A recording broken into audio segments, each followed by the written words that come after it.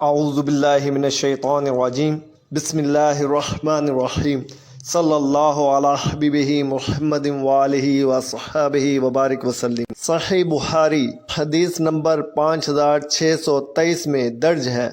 ہم نے اسحاق بن منصور رحمۃ اللہ علیہ سے سنا، انہوں نے کہا کہ ہمیں روح بن عبیدہ نے رحمۃ اللہ علیہ نے خبر دی، انہوں نے کہا کہ ہم کو ابن جریج نے خبر دی رحمۃ اللہ علیہ، انہوں نے کہا کہ مجھے عطا رحمۃ اللہ علیہ نے خبر دی، انہوں نے جابر بن عبداللہ رضی اللہ تعالیٰ عنہ سے روایت کیا ہے۔ حضرت جابر بن عبداللہ رضی اللہ تعالیٰ عنہ بیان فرماتے ہیں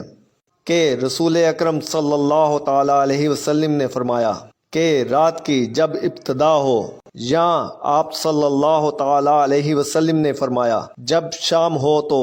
اپنے بچوں کو روک لو، یعنی گھر سے باہر نہ نکلنے دو، کیونکہ اس وقت شیطان پھیل جاتے ہیں، پھر جب رات کی ایک گھڑی گزر جائے تو انہیں چھوڑ دو اور دروازے بند کر لو، اور اس وقت اللہ تعالیٰ عز و جل کا نام لو، کیونکہ شیطان بند دروازے کو نہیں کھولتا، اور اللہ تعالیٰ عز و جل کا نام لے کر اپنے مشکیزوں کا منہ باندھ دو۔ اللہ تعالیٰ عز و جل کا نام لے کر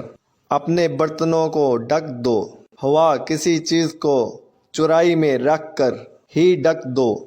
اور اپنے چراغ سونے سے پہلے بجھا دیا کرو۔ صلی اللہ علیہ حبیبہ محمد وآلہ وصحبہ وبارک وسلم۔